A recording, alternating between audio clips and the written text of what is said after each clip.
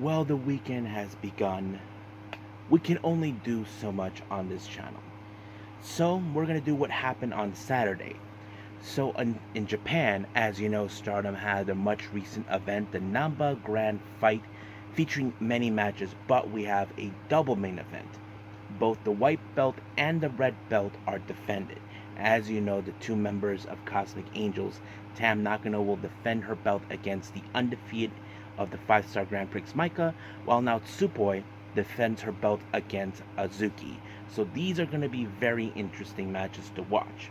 And then we move on with more of New Japan Pro Wrestling with Road to Destruction. Now, the main event features, of course, the Never Openweight 6-man Tag Team Championships. Once again, the House of Losers decided to get another shot. But the real question is, are these scumbags going to use their tactics again? Or once again, the president of New Japan and his BFFs are going to prevail? Well, we'll just have to wait and see. And then, of course, we have AEW Collision. We have very interesting matches taking place. As you know, Yuka Sakazaki is back, and she's going to face against the Professor, Serena Deeb. And then, of course, we have very interesting matches taking place. We have Hologram teaming up with Mark Briscoe and Kyle O'Reilly of the Conglomerate, and very other matches as well. And then we cap up our episode with some news updates to give you guys updates what's been happening in the world of pro wrestling, such as what events the promotions are thrown out, who's booked, what matches are set, including developments that are happening in the world of pro wrestling as we speak. So, let's get ready for another episode of Deleted Wrestle Zone.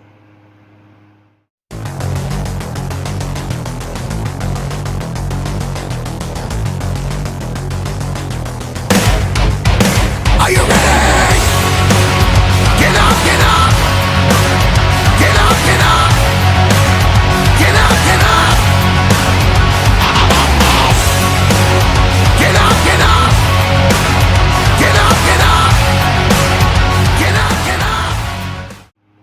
Hey everyone, welcome to Deleted Wrestle Zone, all things that is pro wrestling with AEW, NXT, New Japan Pro Wrestling, TNA, the National Wrestling Alliance, various promotions, wrestlers, matches, and championships.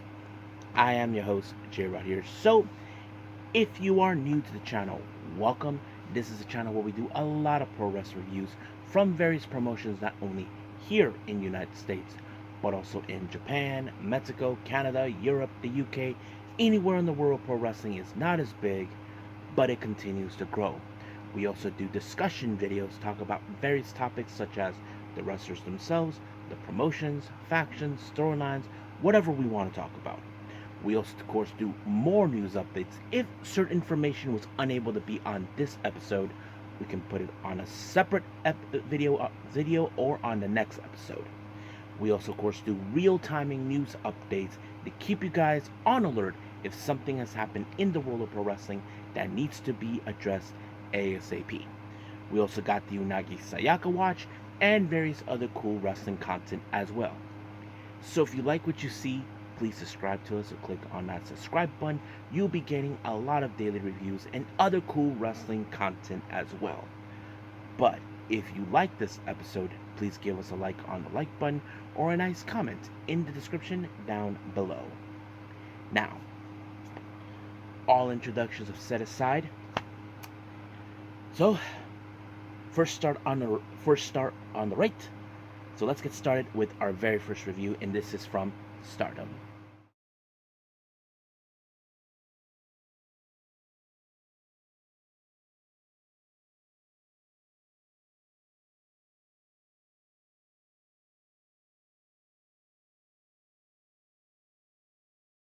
Okay, Stardom, Namba Grand Fight 2024. Now, I did not see the pre-show, but there was an interesting thing. This one was a match that was, in fact, requested by Micah for the rookie Rianne to face Xena. Now, Xena won the match, in case anybody asked. She used the German suplex hold, and this is where things got a little interested. She says to her in English, "Welcome to EXV." Now, keep in mind, Rianne doesn't understand English. However, they're trying too hard to convince Rianne to join EXV. She doesn't seem. I don't know if you guys have noticed. Rian doesn't seem interested in joining her. She just joining EXV because I think they don't. Rian doesn't trust Waka because I know that in the past Waka had a bad history with Aya Sakura and Hanako too, but now Hanako's kissing her butt, you know.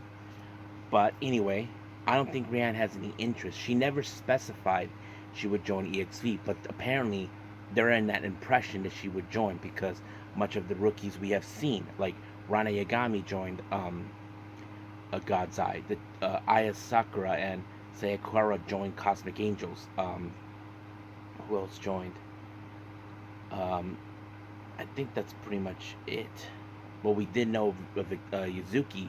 We know she joined Stars, but later she left immediately. But yeah, so they're thinking that's it is. But there are those who do still believe she would join Neo Genesis. But there was a video recently that happened where Waka was talking to her, telling her did she hear what she said. She didn't understand what she was talking about. So basically, I don't think she did. But I don't think Rian has any interest in joining EXV. They're trying too hard. But we'll get to that at some point. Now, our first match, we have Saya Kamitani versus Mina Shirakawa. Now remember, this is not the first time these two dance in a rodeo. When Saya Kamitani at the time was the white belt champion, Mina was intending to dethrone her. Now the first time she got injured, second time she was able to defeat her. But now the circumstances have changed. So basically,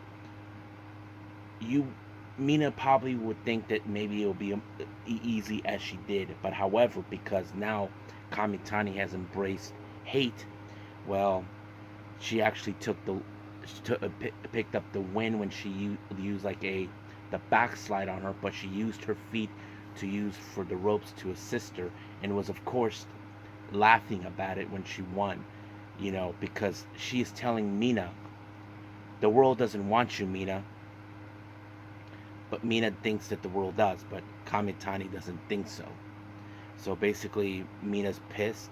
She hates her. Well, join the club, but Kamitani's trying to tell her that nobody wants her. So that's how she would operate. I'm sure she'll get back at her for what she did. Now, our next match, we have God's Eye members Rana Yagami and Hina. They take on EXV's Hanako and Waka Tsukiyama. Now, we know that Hanako and Waka have been on a roll recently. They have won very successful matches together. But once again, in this match, Hanako, with that submission move that she learned from Shinsuke Nakamura, has been helping her so far. But we'll see what happens. She picked up the win when she applied it on Hina, and just like that, it was over. Now, our next match, we have the members of Hate, consistent of Raka, Azusa Inaba, Rina, and Natsuko Tora, taking on the Cosmic Angels, consistent of Sayaka Kurara, Aya Sakura, Yuna Manaze, and Sayori Inoue. Now, remember, in the past, we have seen certain members faced off each other. We know that, of course, Aya Sakura has issued a challenge for the future belt against Rina. We know that Yuna and Ruka have been going back and forth on multiple occasions. But what's surprising is how this match ended. Once again, Aya Sakura picked up another win against her when she tried to use the Triangle Lancer, but it wasn't working the way she would have hoped for, but she modified it. Now, those who know, when you're in a Triangle Lancer, the person who is initiating the submission hold, your entire body is looking at them.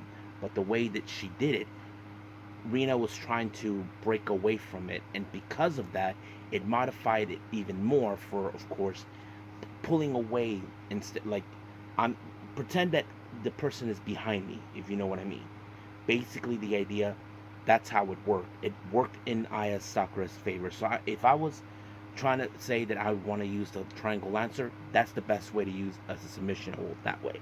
So it worked in her favor, and of course, this will be the second time so far that Aya Sakura has pinned Rina, and I'm sure Rina will try to get even for this loss as well.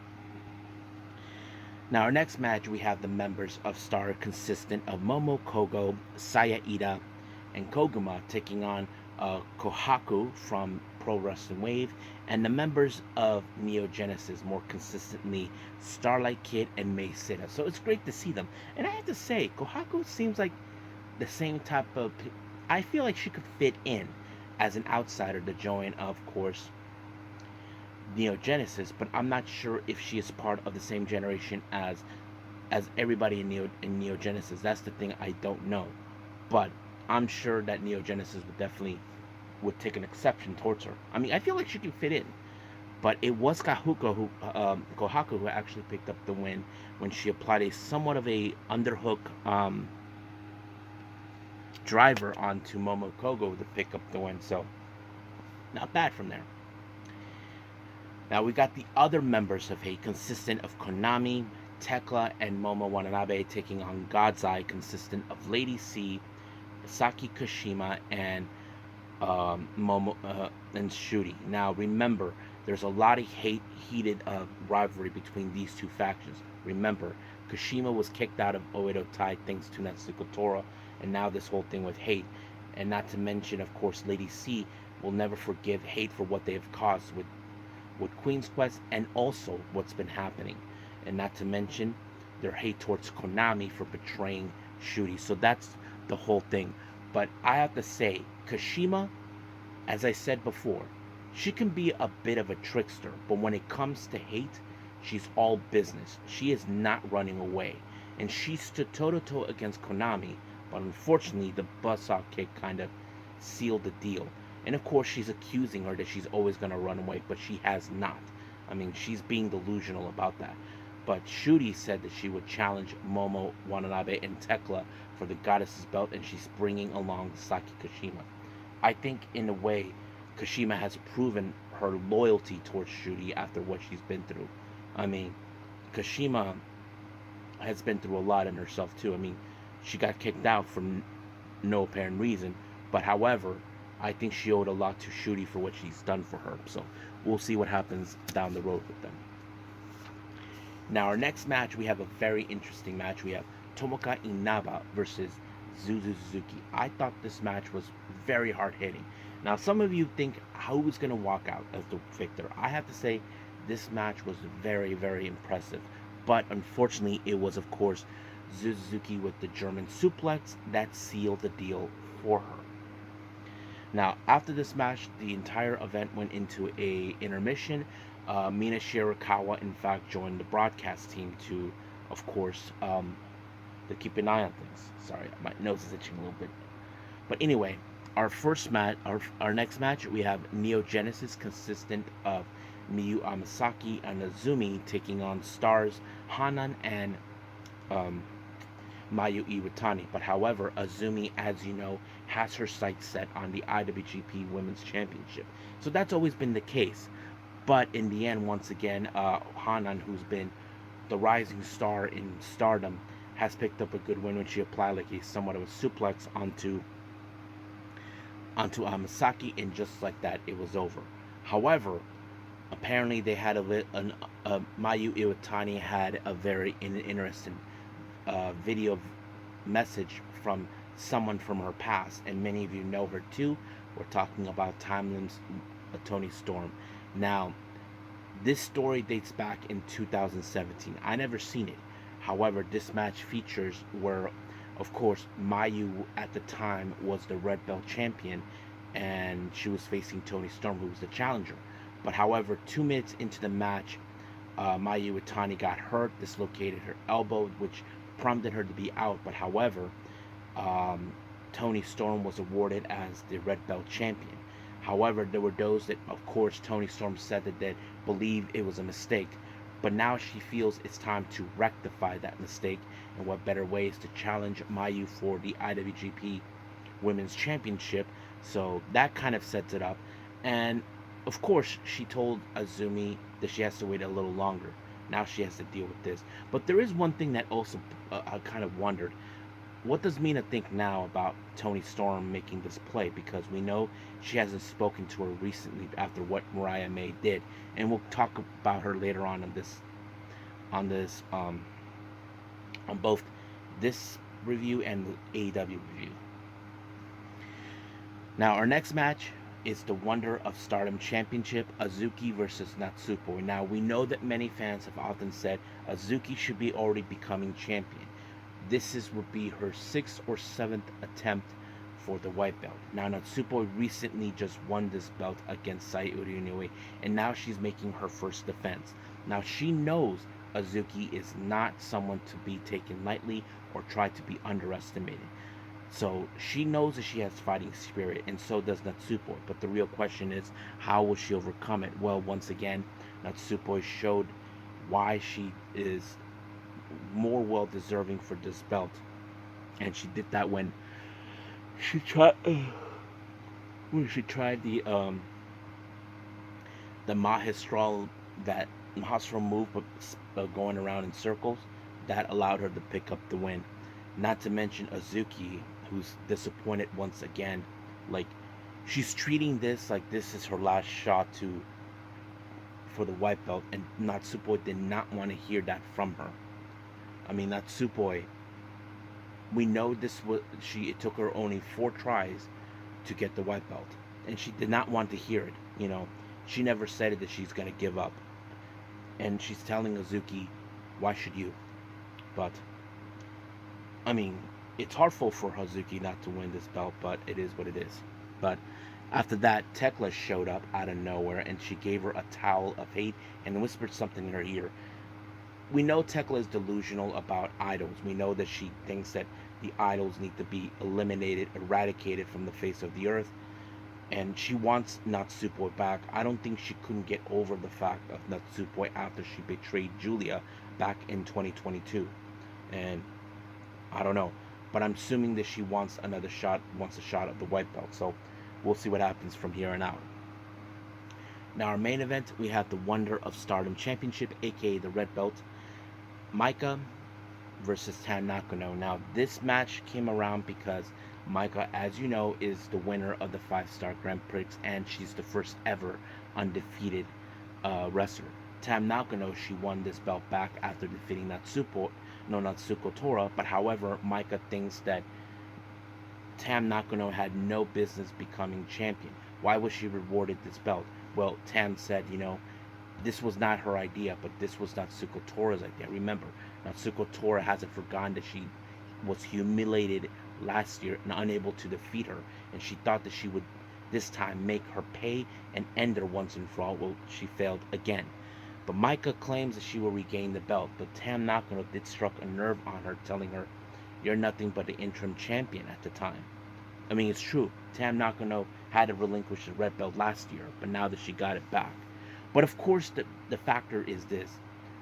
It's Tam's knee. We know that has been a target since the start of the 5-star Grand Prix.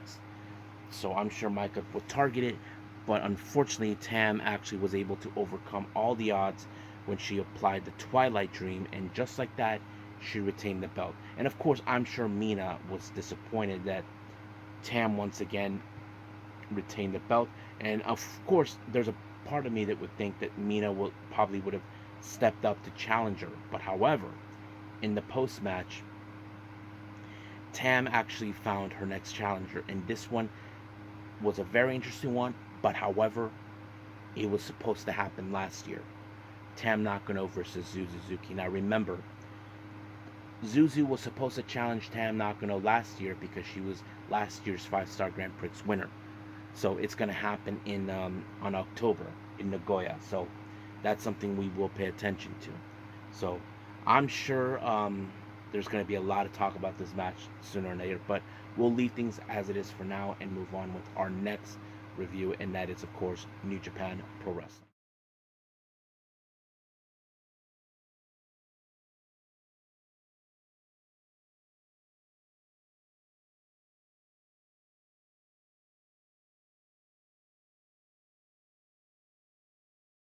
Okay, New Japan Pro Wrestling, Day 5 of Road to Destruction. Our first opening match, we have Toru Yano teaming up with an old friend of him. Many of you may have seen him before. He was in somewhat like a similar version of Orange Cassidy, like a member of Chaos. What's his name? Kazushi Sakuraba. So he is like a drinking buddy of Yano and an amazing submission specialist. So they take on Daiki, Daiki Nagai and Masatora Yasuda. So basically, they were facing young lions. But of course, this match was ended with, of course, a submission by Sakuraba, which was very simple. So nothing too big on that. Now our next match, this one I kind of lost track with everything because it was a somewhat of a battle royale or a Rambo match or Rumble match or whatever, over the top ring match. We had tons of wrestlers, like of course we had Francesco Cara, Show, many others, many other wrestlers that were involved, including wrestlers outside of the promotion as well. But I can tell you that this match ended with Shota Umino. I don't know what he gets out of it, but I'm sure this will help him to hopefully rise to the top to become the ace that he is out to claim to be. So we'll see where that goes. Our next match we have Chaos, consistent of Tomohiro Ishii, Yoshihashi, and Hiroki Goto, taking on the Bullet Club War Dogs, consistent of Geto, Gabe Kidd, and David Finlay. Now remember, Finlay will be facing Yoshihashi, and he will be putting the IWGP Global title on the line against him. However, of course, the much of the match, Gabe Kidd once again with his usual tantrum, claiming he has fighting spirit. Uh, Defeated, put Goto in the pile driver, and then he called him out in the post match. I'm not sure if he's putting his New Japan Strong title on the line against him. So we'll see where that goes.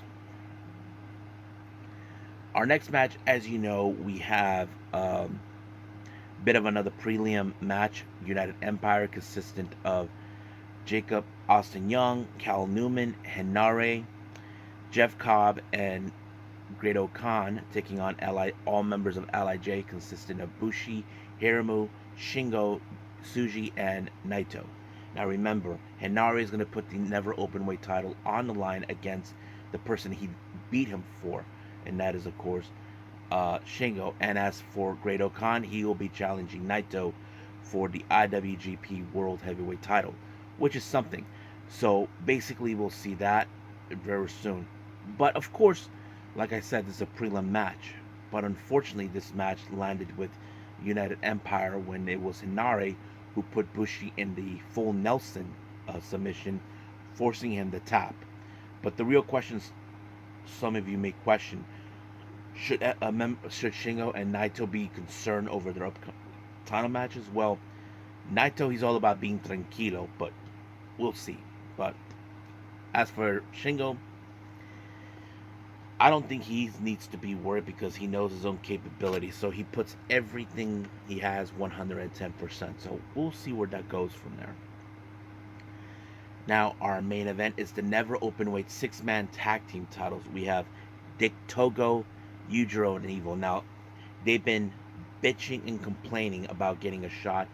Tanahashi, as you know, had it with them, so he gave them what they want. But of course, when it comes to House of Torture, they do, of course, with their usual tactics, taking out the referee. The other idiots show up, of course. Sho, Kanemaru, and Ren Narita's out. As you know, he's injured. He won't be around for a while. But of course, a lot of that would happen. But unfortunately, this match ended with Yano picking up the win when he applied a power bomb on Dick and retaining the belt. And then Sho, during the post match, I don't know what he was saying, but he got his face planted by Sho. I don't know if Sho is stupid or whatever, but he got what he deserved. So that's practically what happened on the road to destruction. But we are almost close to the bigger event that we definitely don't want to miss out. So we'll get to that. So I think we are officially done with New Japan. So let's move on with AEW Collision.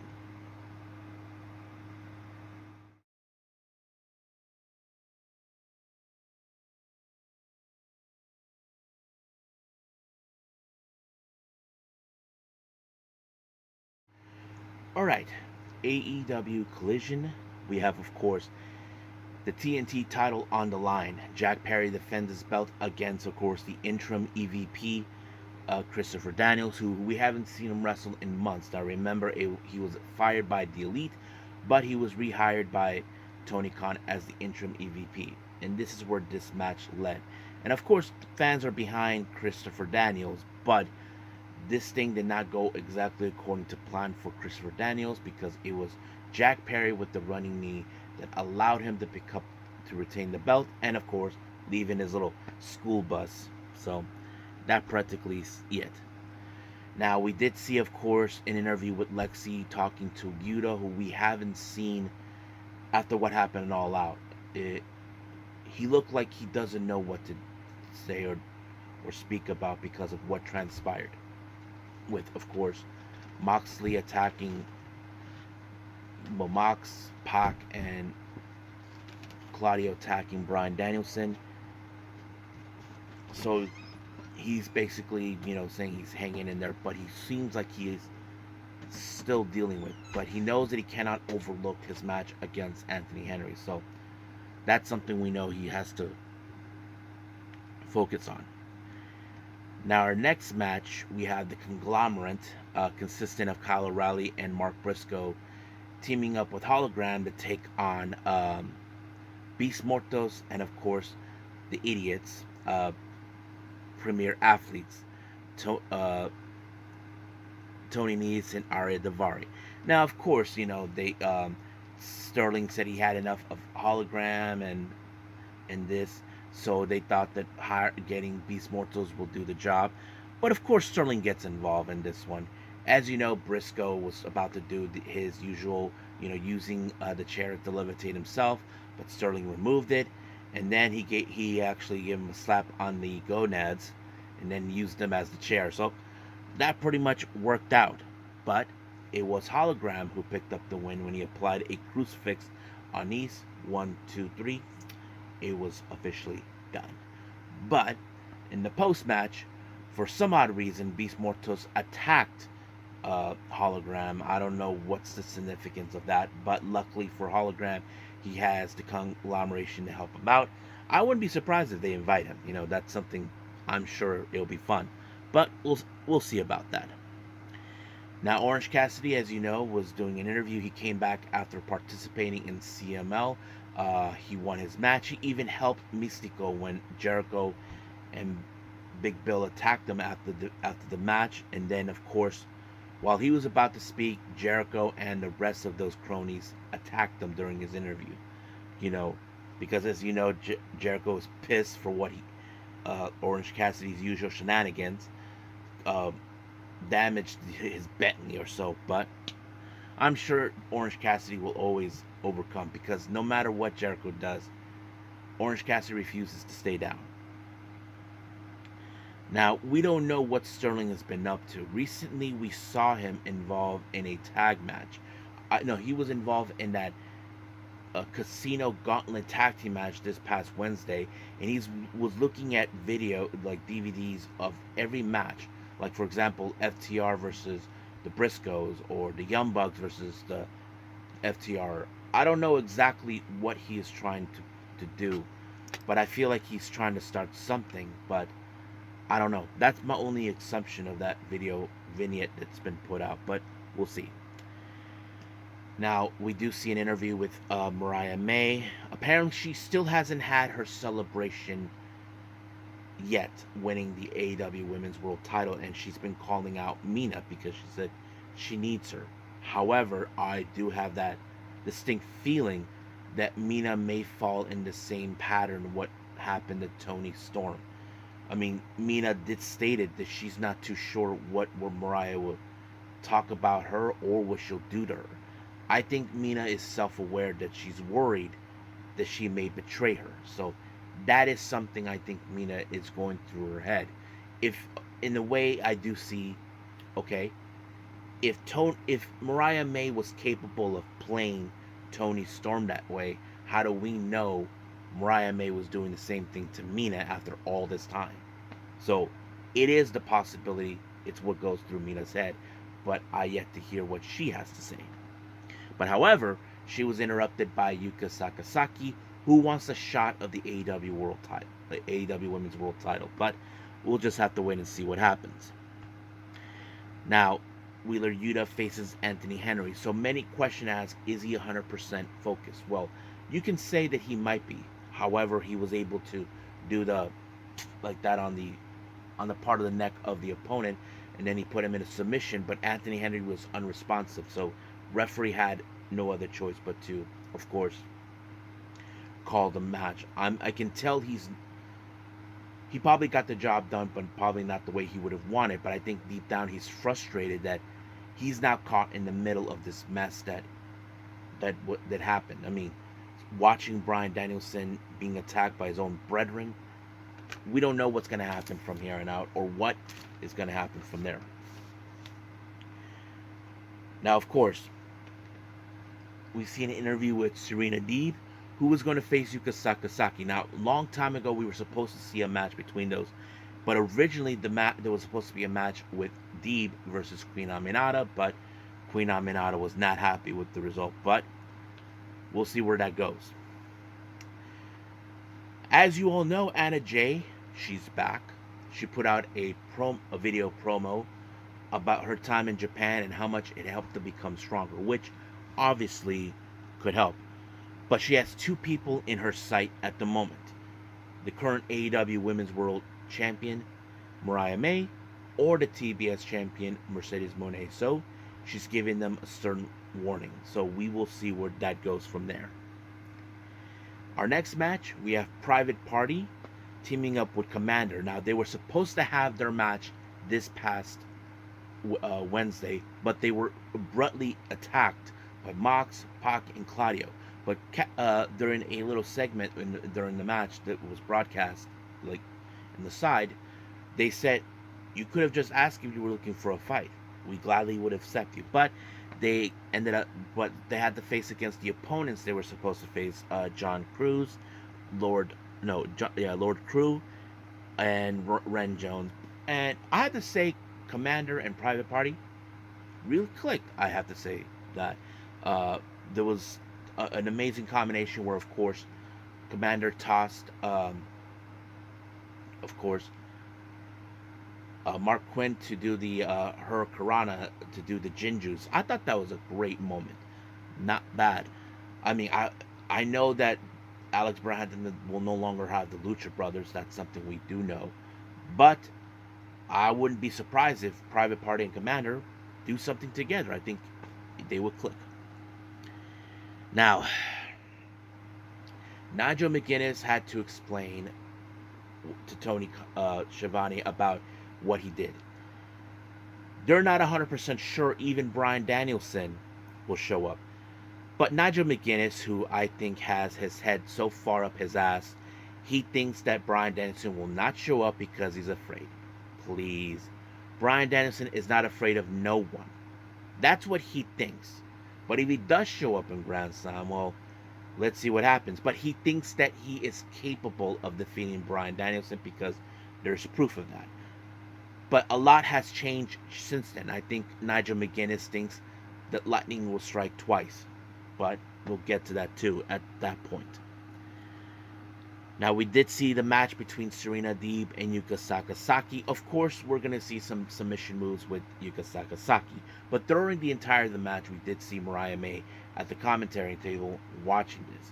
And I think she was hoping that Serena Deeb defeats Yuka Sakazaki. Well, it did not work out the way she would have thought, because Sakazaki defeated Serena Deeb with the Magic Girl Splash. And then, of course, she attacked her from behind after the post-match. But luckily, Yuka Sakazaki actually overturned it and put her in her place. So that was pretty much well done from there. But, of course, she's aiming for her title, so we'll see what happens. Now, we did see a little backstage segment with Action Andretti, Layla Gray, and Top Flight and Leo Rush. Action seems a little pissed off that, they feel that they are not fully up to their potential. And, of course, they're trying to say, just chill out, bro, So, I don't know exactly what's going on, but I understand what Action Andretti is saying. But being frustrated like that in a tantrum like that, he needs to chill. I'm sure they're gonna try to figure something out. Now, we did see the Bang Bang Gang taking on Cage of Agony. Now, remember, the Bang Bang Gang did defeat it, of course, the Cage of Agony for the ROH six-man tag team titles, in which they did. So this is like a bit of a payback for what happened back then. Of course, there was going to be some great moments, and then of course it was the Juices Loose that sealed the deal to put Brian Cage away. Now, of course, we did see Serena Deeb do a interview, not happy how things did not go her way, and then Queen Naminata decided to rub it in her face. But she went to get her match against Robin Renegade, and of course, she defeated her with doing the headbutt. But unfortunately, Serena Deeb, who felt like insulted by Queen Aminata, attacked her by sheep chotting her in the leg, and then of course trying to punish her. So we most likely will see a feud between those two. Now, main event, we have of course FTR versus GYV. Of course that this was a payback. Now remember, GYV felt that they've been in the shadows of FTR. So basically that was the whole point. But of course FTR says all you gotta do is say hi, that's all. But nope, they didn't. But it was of course Dax Harwood to put James Drake in the sharpshooter, forcing him to tap. And then of course they retaliated, attacking them from behind for being a bunch of sore losers. But FTR got help from a very unlikely team that we did not expect. But the rise to popularity has been questionable. We're talking about the Outrunners, so they helped FTR, which was very interesting. And they did the little meme that we know, the whole Predator scene with, of course, Carl Weathers and Arnold Schwarzenegger, that meme. And I thought it was pretty great. So we'll see what happens from there on. And I think it was a pretty good show. Not a very good one. I think that's pretty much it right now with AEW. So let's just end it here and move on to our last and final thing, news updates.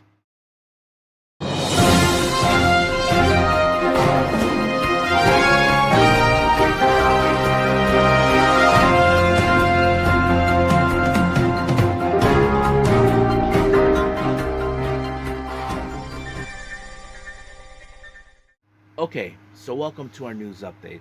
Now, we only have one one event that has been announced, and that is of course the GCW Monster Bash for the San Diego show here on the 31st of October. They just announced the Vipers will be involved, so that's pretty much the upcoming events that we have. So let's talk about certain developments. Good news, Suwama, as you know, is got the okay clear to return to All Japan. The symptoms of his dizziness is basically improved. So hopefully, things go well for him when he returns. NWA has announced that, of course, for the first time ever, there's going to be a trans woman who will be challenging for the women's world title. So that's going to be a bit interesting. We did have that before with Nyla Rose as the AEW Women's Champion. So we'll see that. We want to give congratulations to Lyra Valkyria and her fiance. Many of you may or may not know who he is. He's LJ Clearing. I even made reviews when he was participating in Noah. I did not know that those two were dating, but congratulations, guys. Now, many of you may question, will Stardom ever have an English-speaking commentator? Well, they just announced that New Japan's Walker Stewart will be now officially part of the English broadcast team with Stardom starting on October 5th in Nagoya. He'll be limited to do, of course, selected pay-per-views such as like the historic crossover, Dream Queendom, just the bigger pay-per-views, not like they're touring like, let's say, smaller places. But yes, so I'm happy for that, and we'll see where that goes. Matt Riddle, many of you may question why that Matt Riddle hasn't decided to pursue the move to AEW since he was released from WWE, and this is what he had to say. I think AEW is a fantastic product. I know a lot of people that work there. I like the company. I like the way they work.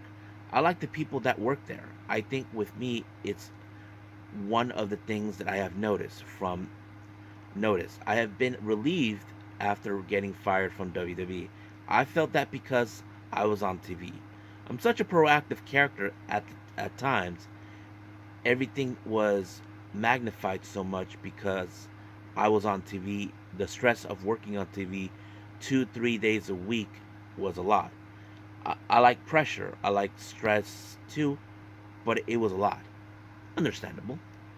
There was the best answer I would be to go to AEW to get more money and work in decent schedule. I didn't want to work there on TV again. I didn't want to I didn't want the attention for a while. I wanted to step away and just wanted to do indies. Okay, that is understandable. I know MLW works with New Japan. New Japan works with AEW. Maybe we'll see me in AEW channel or broadcast sooner rather than later, but maybe you won't. So basically, he knows. So basically, he feels like there was a lot of pressure with him. In that I get it. You know, I mean, you're on TV like 2 or 3 times a week, but that's all you can do. Kairi Sane, as you know, I mentioned this. She did watch the match with Natsuko and Azuki, and this is what she said. It was shock in my heart. I was engrossed like I forgot to blink. Thank you so much for putting your life on the line. Show us soulful wrestling that only Azuki can do. So basically, Azuki did not get what she wanted, but I'm sure Kairi Sane will give her some words of encouragement if she ever gets in contact with her. So we'll see what happens. So I think that's pretty much it right now with AEW. So let's just call it the day. Well, I hope everybody enjoyed this episode. First things first, I apologize. I initially was intending to put TNA Victory Road, but due to the time that I had, I was unable to do so. But hopefully I can do it on the next episode. We'll just have to see. There's still some shows I haven't able to pick up, and I will try to see what I can do. I can't do a whole lot, but I'll do what I can. If I cannot finish what I missed out the Japanese shows, I may be able to put it on a Monday. But we'll just wait and see until then. But for now, we'll leave things as it is and move forward from there. So until then, I will see you guys in the next DWZ time. Same DWZ channel. I must bid all of you adieu. So, goodbye. Mwah. And have a nice day. Bang.